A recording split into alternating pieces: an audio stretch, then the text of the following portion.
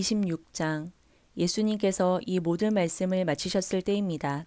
예수님께서 제자들에게 말씀하셨습니다. 너희도 알다시피 이틀 뒤가 유월절이다. 그때 인자는 넘겨져 십자가에서 죽을 것이다. 그때 대제사장과 장로들이 가야바라고 하는 대제사장 공관에 모였습니다. 그들은 조용히 예수님을 잡아 죽일 계획을 세웠습니다. 그러나 그들은 명절 기간에는 안 돼. 사람들 사이에 폭동이 일어날 수 있으니까 라고 말했습니다. 예수님께서 베다니에서 문둥병에 걸렸던 시몬의 집에 계셨을 때입니다. 한 여자가 비싼 향유 한 병을 가지고 와 식사하고 계시는 예수님의 머리에 이 향유를 부었습니다. 이 광경을 본 제자들이 화를 냈습니다. 왜 이 값비싼 향유를 낭비하는 것이오? 그것을 비싼 값에 팔아서 가난한 사람들에게 줄 수도 있었을 텐데. 예수님께서 이것을 아시고 말씀하셨습니다. 왜 이 여자를 괴롭히느냐? 그는 나에게 좋은 일을 하였다. 가난한 사람들은 항상 너희 가운데 있을 것이다. 그러나 나는 너희와 항상 함께 있지 않을 것이다. 이 여자는 내 몸에 향유를 부어 내 장례를 준비한 것이다. 내가 진정으로 너희에게 말한다. 온 세상에 복음이 전해지는 곳마다 이 여자가 한 일도 전해져 그를 기억할 것이다. 그때 12제자 가운데 한 명인 가룟 출신의 유다가 대제사장들에게 갔습니다. 가룟 유다가 말했습니다. 내가 예수를 당신들에게 넘기면 나에게 얼마를 주겠소? 제사장들은 유다에게 은 30개를 주었습니다. 그 후로부터 유다는 예수님을 넘길 기회를 노렸습니다. 무교절의 첫 번째 날에 제자들이 예수님께 와서 말했습니다. 유월절 음식을 어디에다 준비할까요? 예수님께서 대답하셨습니다. 성 안에 들어가 한 사람에게 이렇게 말하여라. 선생님께서 때가 가까웠으니 당신 집에서 제자들과 함께 유월절을 보내겠다고 말씀하십니다. 제자들이 예수님께서 말씀하신 대로 행하여 유월절을 준비하였습니다. 그날 저녁에 예수님께서 12명의 제자들과 함께 음식을 드시기 위해 앉으셨습니다. 모두들 식사를 하고 있을 때 예수님께서 말씀하셨습니다. 내가 너희에게 진정으로 말한다. 너희 중에 하나가 나를 배반할 것이다. 제자들은 매우 슬퍼하며 한 사람씩 예수님께 묻기 시작했습니다. 주님, 제가 그 사람은 아니지요? 예수님께서 대답하셨습니다. 나와 함께 그릇에 손을 넣는 자가 나를 배반할 것이다. 성경에 쓰여진 대로 인자는 떠나갈 것이다. 그러나 인자를 넘겨주는 그 사람에게는 화가 있다. 차라리 태어나지 않았더라면 자신에게 더 좋았을 것이다. 예수님을 배반한 유다가 예수님께 말했습니다. 선생님이여, 설마 제가 그 사람입니까? 예수님께서 그에게 내가 말했다 하고 대답하셨습니다. 식사 때에 예수님께서는 빵을 들어 감사기도를 드리시고 그것을 떼어 제자들에게 주시며 말씀하셨습니다. 받아 먹어라. 이것은 내 몸이다. 또한 예수님께서 잔을 들어 감사드리신 후 그것을 제자들에게 주시며 말씀하셨습니다. 너희 모두 이것을 마셔라. 이것은 죄를 용서하기 위하여 많은 사람들을 위해 붓는 나의 피, 곧 언약의 피이다. 내가 너희에게 말한다. 내가 아버지의 나라에서 너희와 함께 새롭게 마시는 그날까지 지금부터는 포도열매로 빚은 것을 마시지 않을 것이다. 그들은 찬송을 부르고 올리브산으로 올라갔습니다. 예수님께서 제자들에게 말씀하셨습니다. 오늘 밤 너희는 모두 나를 버릴 것이다. 성경에 이렇게 쓰여 있다. 내가 목자를 칠 것이니 양이 흩어질 것이다. 그러나 내가 살아난 뒤에 너희보다 먼저 갈릴리로 갈 것이다. 베드로가 말했습니다. 다른 모든 제자들이 주님을 버릴지라도 저는 결코 버리지 않겠습니다. 예수님께서 대답하셨습니다. 내가 진정으로 너에게 말한다. 바로 오늘 밤 닭이 울기 전에 네가 나를 3번이나 모른다고 할 것이다. 베드로가 예수님께 말했습니다. 주님과 함께 죽을지라도 결코 주님을 모른다고 하지 않을 것입니다. 다른 제자들도 모두 똑같이 말했습니다. 그때 예수님께서 제자들과 함께 겟세마네라고 불리는 곳으로 가셨습니다. 예수님께서 제자들에게 말씀하셨습니다. 내가 저기에 가서 기도하는 동안 여기 앉아 있어라. 그리곤 베드로와 세베대의 2 아들을 데리고 가셨습니다. 예수님께서는 매우 근심하시며 괴로워하기 시작하셨습니다. 예수님께서는 세 제자에게 말씀하셨습니다. 내 마음이 괴로워 죽을 지경이다. 여기서 머무르며 나와 함께 깨어 있어라. 그리고 나서 약간 떨어진 곳으로 가서 얼굴을 땅에 대고 기도하셨습니다. 나의 아버지, 할 수만 있다면 제게서 이 잔을 지나가게 해주십시오. 그러나 내 뜻대로 하지 마시고 아버지의 뜻대로 하시길 원합니다. 기도하신 후 제자들에게 오셔서 제자들이 자고 있는 것을 보시고 베드로에게 말씀하셨습니다. 너희들은 1시간도 나와 함께 깨어 있을 수 없느냐? 깨어서 너희가 시험에 빠지지 않도록 기도하여라. 영은 원하지만 육체가 약하구나. 예수님께서 다시 가셔서 2번째 기도를 하셨습니다. 나의 아버지여, 이것이 제게서 지나갈 수 없고 제가 마셔야만 한다면 아버지의 뜻대로 되기를 기도합니다. 그리고 나서 다시 제자들에게 가셔서 제자들이 자고 있는 것을 보셨습니다. 그들은 너무 졸렸던 것입니다. 그래서 예수님께서는 제자들을 놔두고 다시 3번째로 기도하셨습니다. 예수님께서는 같은 기도를 한 번 더 하셨습니다. 그 다음에 예수님께서 제자들에게 돌아오셔서 말씀하셨습니다. 아직도 자고 있고 쉬고 있느냐? 보아라, 때가 가까이 왔다. 인자가 죄인들의 손에 넘겨진다. 일어나라, 가자. 나를 배반한 사람이 가까이 오고 있다. 예수님께서 말씀하시는 동안 12제자 가운데 하나인 유다가 왔습니다. 대제사장과 백성들의 장로들이 보낸 많은 사람들이 칼과 몽둥이를 들고 유다와 함께 왔습니다. 예수님을 배반한 유다가 이들에게 내가 입맞추는 사람이 바로 그 사람입니다. 그를 잡으시오 라며 신호를 정해주었습니다. 곧바로 유다는 예수님께 가서 말했습니다. 선생님 안녕하십니까? 그러면서 입을 맞추었습니다. 예수님께서 친구여 무엇하러 여기에 왔느냐 하고 묻자 사람들이 와서 예수님을 붙잡았습니다. 그러자 예수님과 함께 있던 제자 중 한 사람이 칼을 뽑았습니다. 그리고 대제사장의 종에게 칼을 휘둘러 그 종의 귀를 잘랐습니다. 예수님께서 그에게 말씀하셨습니다. 칼을 도로 제자리에 꽂아라. 칼을 쓰는 사람은 칼로 죽을 것이다. 너는 내가 내 아버지께 말씀드리면 즉시 12군단도 넘는 천사들을 보내주실 것을 생각하지 못하느냐? 그러나 만일 그렇게 하면 이 일이 반드시 일어난다고 한 성경 말씀이 어떻게 이루어지겠느냐? 그리고 나서 예수님께서 사람들에게 말씀하셨습니다. 너희는 마치 강도를 잡을 것처럼 칼과 몽둥이를 가지고 왔구나. 내가 성전에 앉아 매일 가르쳤지만 너희는 나를 잡지 않았다. 이 모든 것은 예언자의 글을 이루기 위해 일어난 것이다. 그때 모든 제자들이 예수님을 버리고 도망갔습니다. 예수님을 잡은 사람들이 예수님을 대제사장 가야바에게로 끌고 갔습니다. 거기에는 율법학자들과 장로들이 모여 있었습니다. 베드로가 예수님과 멀찍이 떨어져 따라가 대제사장의 공간 마당에 들어갔습니다. 그리고 결과를 보려고 경비원들 틈에 끼어 함께 앉았습니다. 대제사장들과 전체 의원들이 예수님을 죽이기 위해 예수님을 고소할 거짓 증거를 찾으려고 하였습니다. 많은 거짓 증인들이 나왔으나 아무 증거도 얻지 못하던 중 마침내 2사람이 나왔습니다.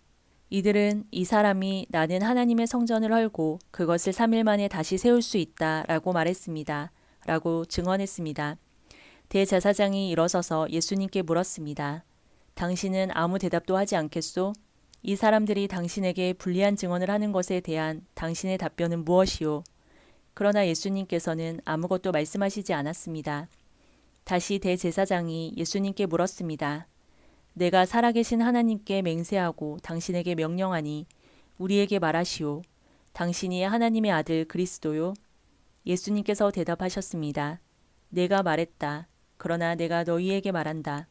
이제 이후로 인자가 전능하신 자의 오른쪽에 앉아있는 것과 하늘 구름을 타고 오는 것을 볼 것이다. 그러자 대제사장이 자기 옷을 찢으며 말했습니다. 이 사람이 하나님을 모독했다. 더 이상 증인이 필요 없다. 여러분 모두가 이 사람이 하나님을 모독하는 것을 들었다. 어떻게 생각하는가? 사람들이 대답했습니다. 죽어 마땅합니다. 그리고 사람들은 예수님의 얼굴에 침을 뱉고 주먹으로 치고 손바닥으로 때리며 그리스도야 누가 너를 때렸는지 맞춰보아라 하고 말했습니다. 베드로가 대제사장 공간 마당에 바깥쪽에 앉아 있었습니다. 그때 어떤 여자 하인이 와서 말했습니다. 당신도 갈릴리 사람 예수와 함께 있었지요?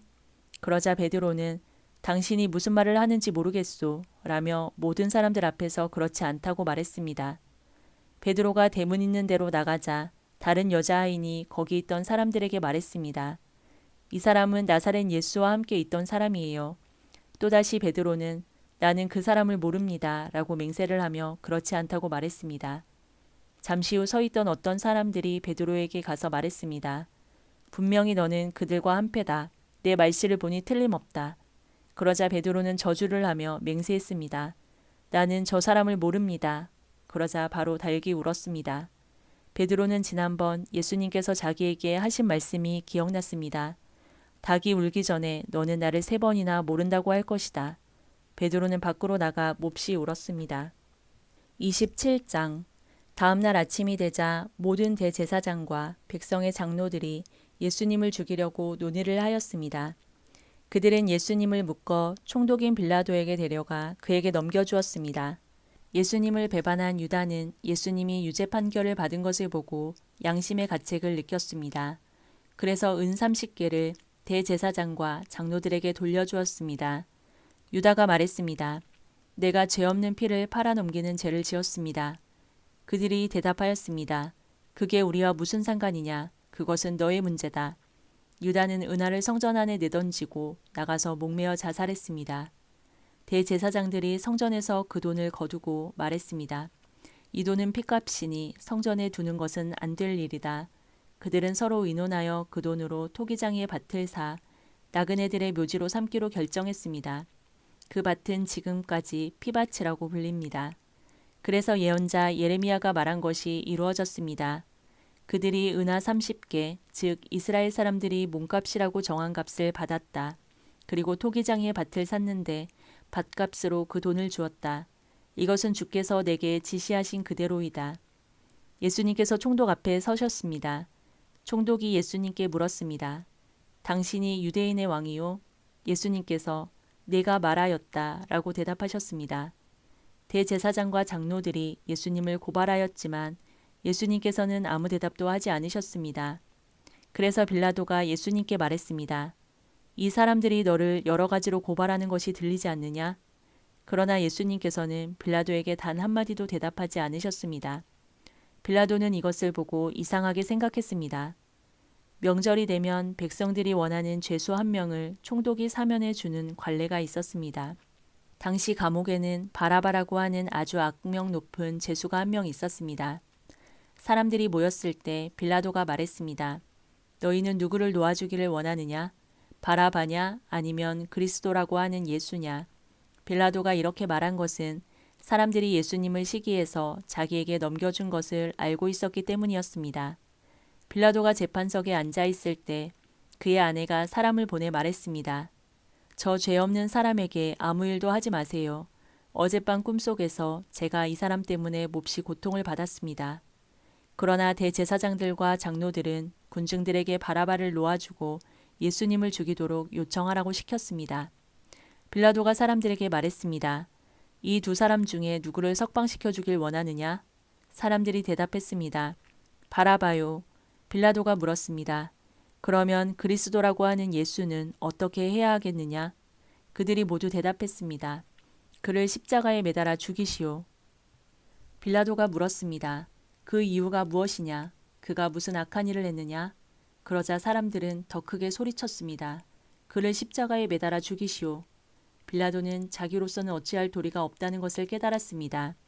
그리고 잘못하면 폭동이 일어날지도 모른다고 생각하였습니다. 그래서 그는 물을 떠다가 사람들 앞에서 손을 씻으며 말했습니다.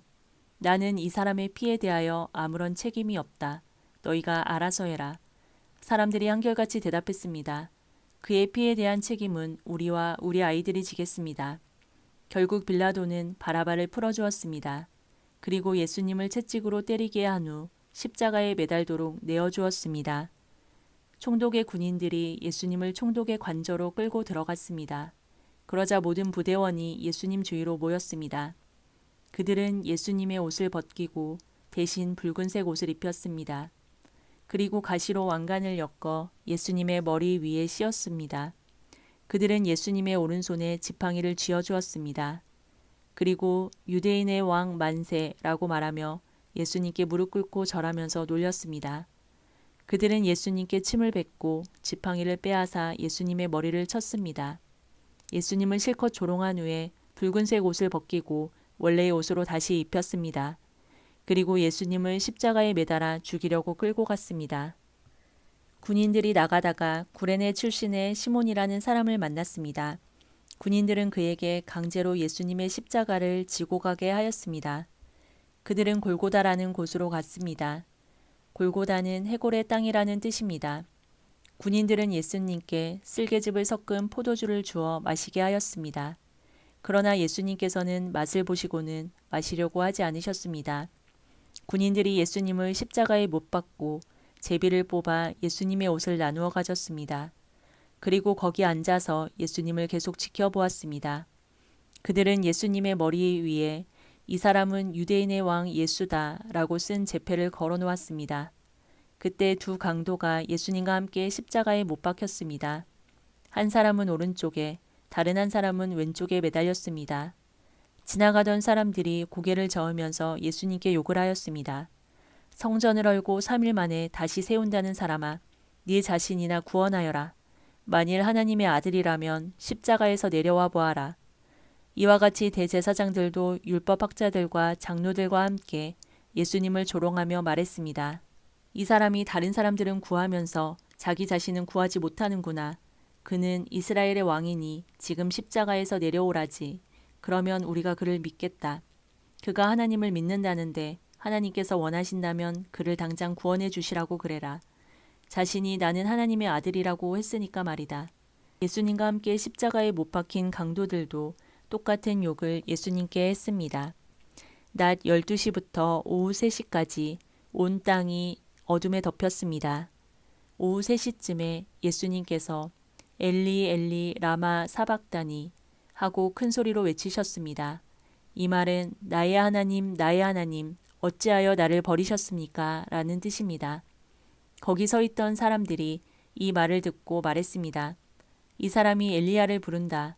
그러자 얼른 한 사람이 뛰어가서 해면을 가져다 신 포도주를 적셨습니다.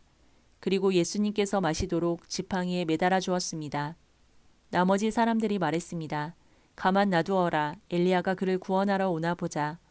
다시 예수님께서 큰 소리로 외치셨습니다. 그리고 숨을 거두셨습니다.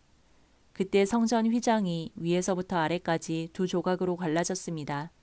땅이 흔들리고 바위들이 쪼개졌으며 무덤이 열리고 잠자던 많은 성도들의 몸이 다시 살아났습니다. 예수님께서 부활하신 후 그들은 무덤에서 나와 거룩한 성으로 들어가서 많은 사람들에게 나타나 보였습니다. 예수님을 지키던 백부장과 병사들이 지진과 일어난 모든 일들을 보고 매우 놀라면서 말했습니다. 이 사람은 정말로 하나님의 아들이었다. 많은 여자들이 멀리 떨어진 곳에서 이를 지켜보고 있었습니다. 이들은 갈릴리에서부터 예수님을 섬기려고 따라온 사람들이었습니다. 그 중에는 막달라 마리아와 야고보와 요셉의 어머니 마리아, 그리고 세베대의 아들들의 어머니가 있었습니다. 그날 저녁에 요셉이라는 아리마대 출신의 한 부자가 왔습니다. 그도 역시 예수님의 제자였습니다. 요셉은 빌라도에게 가서 예수님의 시신을 달라고 요청했습니다. 그러자 빌라도는 요셉에게 넘겨주라고 군인들에게 명령하였습니다. 요셉은 그 시체를 가져다가 깨끗한 천으로 둘렀습니다. 그리고 바위를 뚫어 만든 자신의 새 무덤에 예수님의 시신을 모셨습니다. 그는 큰 돌을 굴려 무덤의 입구를 막고 돌아갔습니다. 막달라 마리아와 다른 마리아가 무덤 맞은편에 앉아 있었습니다. 이튿날 곧 준비일이 지난 후에 대제사장들과 바리새파 사람들이 빌라도에게 왔습니다. 그들은 말했습니다. 각하, 그 거짓말쟁이가 살아있을 때 내가 3일 뒤에 살아날 것이다 라고 한 말이 기억납니다.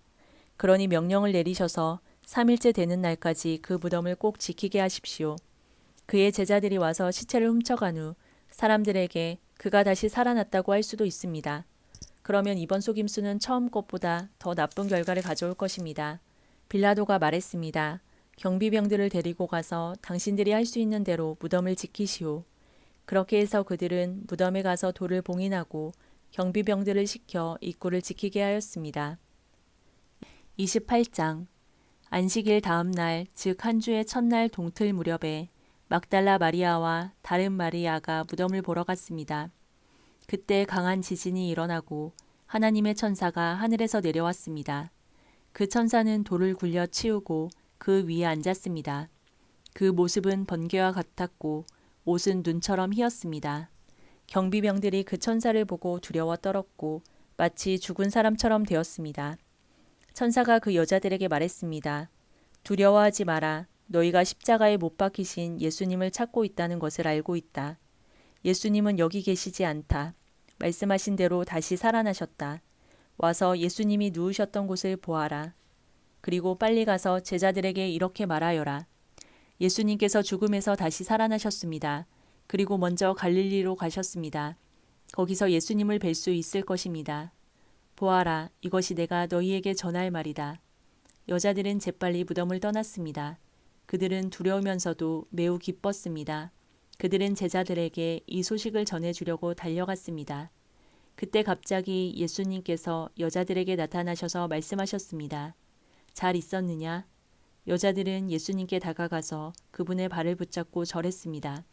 그러자 예수님께서 말씀하셨습니다. 두려워하지 마라. 가서 내 형제들에게 갈릴리로 가라고 말하여라. 거기서 그들이 나를 볼 것이다. 여자들이 가고 있는 동안 몇몇 경비병들도 성으로 들어가 대제사장들에게 일어난 모든 것을 말하였습니다.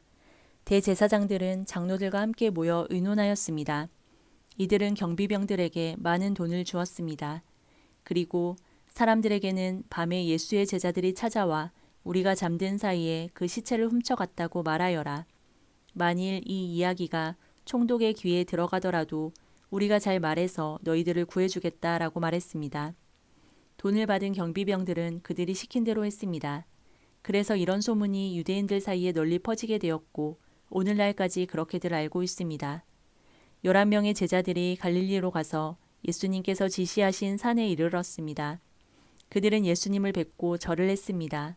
그러나 몇 명은 의심하기도 했습니다. 예수님께서 오셔서 말씀하셨습니다. 하늘과 땅의 모든 권세가 내게 주어졌다. 그러므로 너희는 가서 모든 민족을 제자로 삼아라. 아버지와 아들과 성령의 이름으로 세례를 주어라. 내가 너희에게 말한 모든 것을 지키도록 가르쳐라. 보아라, 내가 너희와 세상 끝날까지 항상 함께 있겠다. 아멘.